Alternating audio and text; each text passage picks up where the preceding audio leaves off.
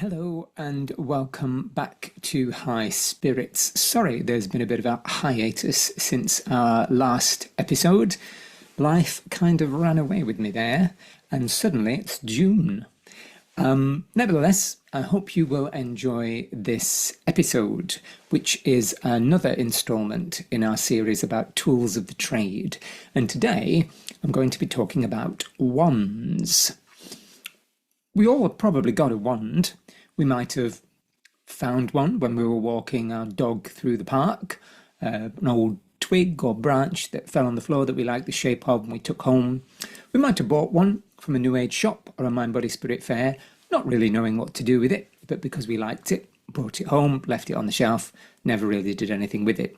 So today I am intending to tell you a little bit about how wands can be used, and we're going to kind of wrap up this little episode with an exercise. But first of all, I just want to go through some of the basics. So there are a number of different wands. We have a stick wand, which is basically a bit of wood. Sometimes they've been smoothed, polished, varnished. Sometimes they're rough, but basically they're a bit of branch or a bit of twig that we've bought or found and like the shape of and kept to use as a wand. Then you have a stick and stones wand, which is a twig which usually has a crystal which is tethered to the end of it. Sometimes a crystal tethered to both ends of it, but these tend to be called stick and stone wands. And then we have a stone wand or a crystal wand, which is usually a piece of crystal that's been carved or a natural piece of crystal that's been smoothed and polished to make the terminations a little more beautiful and less kind of rough and ready. And sometimes that's double terminated like this is, 2 points, and sometimes it's just a single terminated one. And you get them in all sorts of different minerals. And then finally, you might find a metal wand. Now, this is a particularly lovely metal wand. It's a Shankari wand. It's one of my prized and treasured possessions. But you can find other metal wands that are a bit more rough and ready than this one's is. Sometimes they're just metal, just twisted metal iron. And sometimes they are impregnated with gemstones like this one is. And this is a solid silver wand, double terminated, 2 quartz points at either end with some amethyst and pearls and moonstones placed along the length of it. But sometimes metal wands are just that. They are just metal. So there's all sorts of different types out there to suit all sorts of different types of budget and to suit all different types of person. So we come to choosing a wand then. I think it's really important that you choose the wand that you are drawn to, that your intuition calls you to buy. Now, of course, we have to balance our intuition with our bank balance, but if you can afford it and you like it, why not buy it? We have to be a bit careful here. Sometimes we can let our eyes do our shopping for us and they can overwrite our intuition. I know I tend to go for the beautiful and more expensive, and not always do I listen to my heart and buy the cheaper, maybe less expensive one. So we need to listen to our intuition as best we can. And if you're unsure, the way to test it is to pick up the wand before you buy it, hold it in your dominant hand. I'm left-handed, so my dominant hand. Hold your palm out and just rotate the wand over your palm. Now, if you get an instantaneous sensation, tingling in the palm, heat, even cold in the palm, sometimes even a little electric shock, then that's the wand for you. If you feel something, but it's not particularly strong, then it's probably not the wand for you. And if you feel nothing at all, it's definitely not the wand for you. So try a few, and always go for the one that gives you the strongest impression, because it won't always necessarily be the strongest wand on the table, but it will be the wand that wants to work with you, that's most in tune with your energy, and therefore it's the wisest wand to buy. So wands have all sorts of different functions and purposes. We can use them in healing and crystal healing for clearing blockages in the meridians or opening blockages that have developed in the chakras throughout the body. We can use the wand to create a sacred space by drawing circles or triangles or squares around us on the floor. Witches might traditionally use their athame, their witch's dagger, but and druids might use a sickle. But some druids and some witches now prefer to use a wand instead of those more traditional instruments. We might use the wand for drawing sigils or symbols of protection or blessing. So before you leave the house, you might draw an equal-armed cross over the door with the wand, almost using it like a kind of pen, or a pentacle, a 5-pointed star, or a 6-pointed star, 2 interlocking triangles. In much the same way that in Reiki, you might use the palm chakra of your hand, or in magic, you might use the sign of benediction, the 2 fingers of the hand. The wand can be used to do exactly the same thing, to help focus your energy and concentration and create and beam the symbol into the ether and into the astral. And we can also use the wand for charging things. So this might be charging another crystal. If it's become a bit drained, you might hold the wand over the crystal and beam energy into it. You might enchant a piece of jewelry. You might hold the wand over the piece of jewelry and beam energy into the piece of jewelry with the intent that you want the piece of jewelry to do a particular thing for you. This is called enchanting an object, or if you're using it for a crystal, programming a crystal. You might use it for cleansing something. So if our crystal's got a bit dirty, you might beam energy at it with the wand and use it like a kind of laser beam, or you could imagine it as a kind of jet wash, clearing away any negative energy that's clung to the crystal. So it can be used in that kind of laser beam capacity to charge, to cleanse, to clear, and also to program or enchant an object as well. So the wand is really a focus for your will and energy, an instrument of magnification. Magically speaking, wands fall under the auspice of the fire element, which is the psychic element, and that's the element of protection, but also transformation and alchemy. Some people put it under the auspice of the air element, and in that sense it would become more an instrument of communication and healing. Those 2 elements have transposable symbols. So some people put the sword with fire because of the Archangel Michael, and some people put the wand with air because of the Archangel Raphael. But pagans who maybe aren't so into angels might swap them the other way around, and they might put the wand in the south to represent fire, and the sword, which cuts through the air, in the east to represent air. So, it kind of depends upon the perspective of your spiritual bent or your magical understanding. But the wand is a symbol of magic, of transmutation, of transformation, of spell casting. And it can be used in these different ways, these variety of different ways that I've mentioned, but chiefly to focus your will and magnify and concentrate your power. So the energy comes from you, the energy that you're channeling, or your own magical energy, and it runs from your hand into the wand. The wand takes the energy, magnifies it, sometimes changes it a little, and then beams it out towards the desired object that you're wanting to cleanse, clear, enchant, heal. And when I say that the wand might take the energy and change it a little, that's sometimes dependent upon the nature of the wood of the wand. So if you are buying a wooden wand, it's always a good idea to find out what type of wood it is so that you can go back and do a Google search, magical or spiritual properties of birch, oak, elm. The crystal either the crystal on the tip of the wand or the crystal of the wand itself might also take the energy and change it to little. Quartz is good for magnification. Amethyst is good for cleansing. Amber is good for charging something with power. Obsidian is good for absorbing negative energy, etc., etc. And metal also.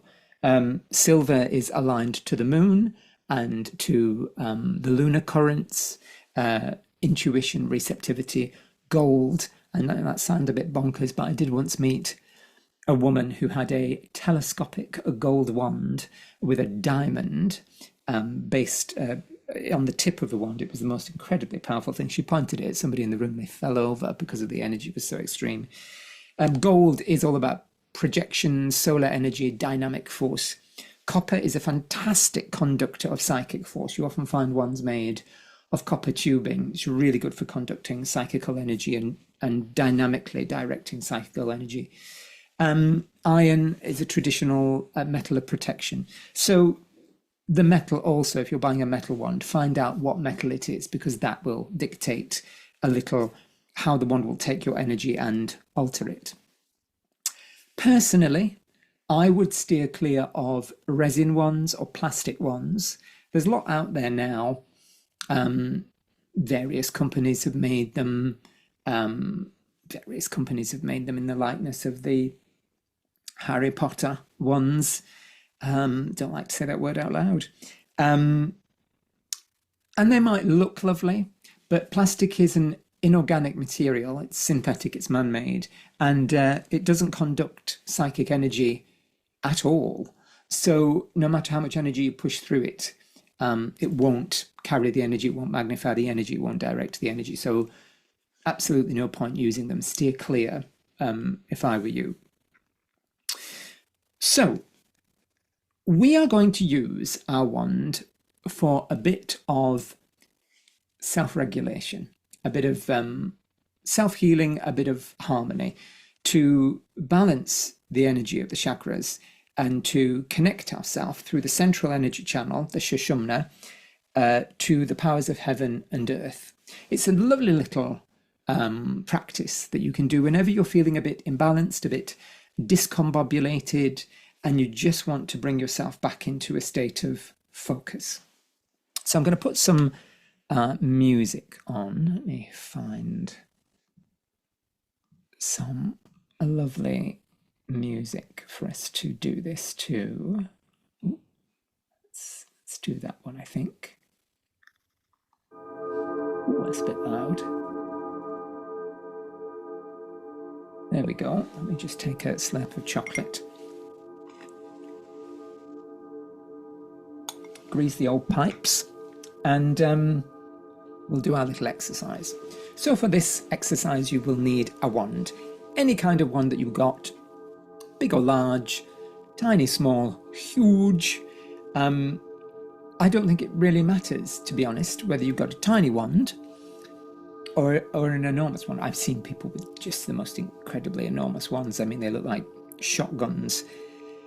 And I think there is this tendency to think the bigger the wand, the more powerful. But I've seen tiny ones that have been incredibly powerful. So I think it's just a bit dependent on you and your relationship to the wand, what the wand's made of. Like I say, this woman with her telescopic gold diamond wand, I mean, it was only about this big, but boy, did it pack a punch. So doesn't matter, big or small, grab your wand and put it in your dominant hand. Just turn it down a little bit more. There we go. And I want you just to hold it here level with your heart, so that one end is pointing up and one end is pointing down. And if it's got a crystal on it, a crystal tip, make sure that's pointing up. Lower your shoulders, make sure there's no tension or stress in them. And if you've got a chair, you can rest your elbows on your chair and close your eyes.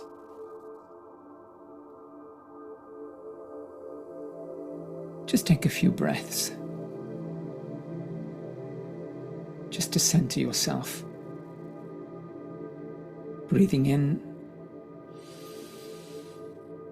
breathing out. Nice and calm. .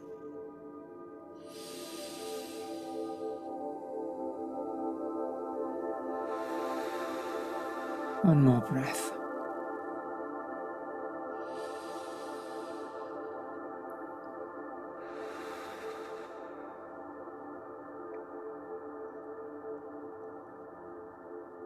The wand strengthens your central line of power. It magnifies the flow. Down from heaven, up from earth, a stream of psychic vital life force flowing in both directions simultaneously. See it in your mind's eye, streaming down from up above, from the divine source, the great central sun, and see it rising too, from the earth, the green, the life force energy of the planet, the great mother beneath your feet.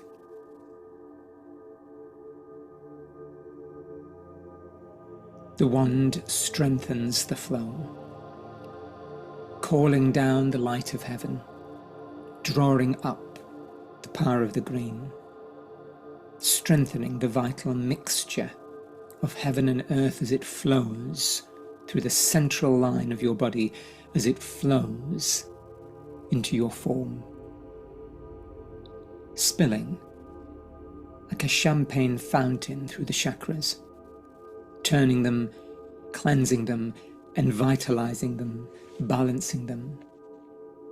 The energy of heaven and earth, spreading out through your meridians, through your blood vessels and veins, into your organs, into your bones, into your muscle and blood. The green strengthening the physical form, your body, the power of heaven flowing into mind and heart and spirit. The white and the green bleeding out together into the subtle forms, into the aura, into the energy cocoon, the axiotonal lines, the universal meridians that connect you to the greater cosmos. The power of heaven and earth, charging you, cleansing you, balancing you, magnified and strengthened by your will through the power of the wand. The wand, the caduceus, the rod of power, the rod of ascension.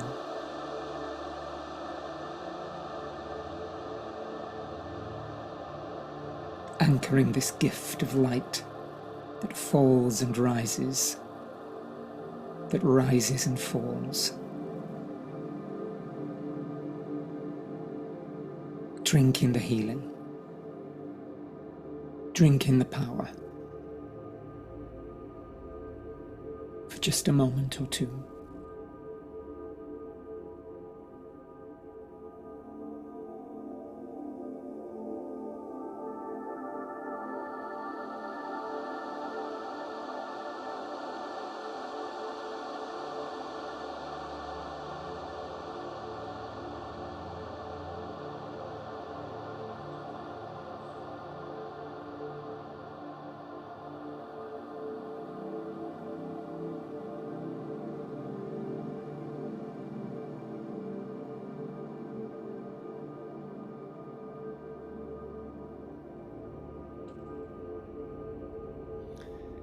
Now, I want you to open your eyes, keeping your wand in your dominant hand. We're going to seal all that lovely energy into our aura. So, pointing over, across your shoulder, I want you to take the wand up slowly, imagining that you're drawing a golden outline in your aura, sealing in all that lovely, positive, powerful energy, protecting it and holding it in space, drawing the golden outline 3 times around the outer edge of your aura, sealing in the healing, grounding and anchoring the power in a nimbus of golden light.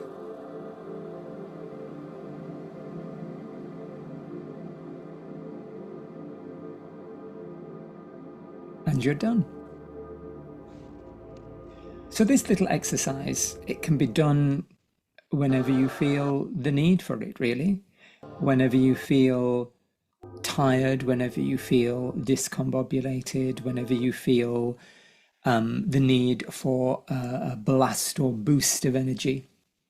I don't think you can overdo it. So you could do it every day if you wanted to. I don't think you'd need to, really, unless you were in a really bad state. Once a week, twice a week, maybe. But it's a good little exercise to have tucked up your pocket should you need it. And it's a great way, simple way, to use the power of your wand. Thanks for listening. Thanks for coming along. If you're interested in my work, in my lectures, in my courses, in my workshops, please do visit the website edwincourtenay.co.uk. You'll also find some more of that lovely music, which is composed by my partner. He's made some of it license free and available for a download from the website. And you'll find some other lovely free bits and pieces in the free section, free stuff section there. You can follow me on Facebook and Instagram, and you can also click like and subscribe below as well. Stay safe and well, and tune back in soon for more episodes and more guidance on tools of the trade. Thanks and take care.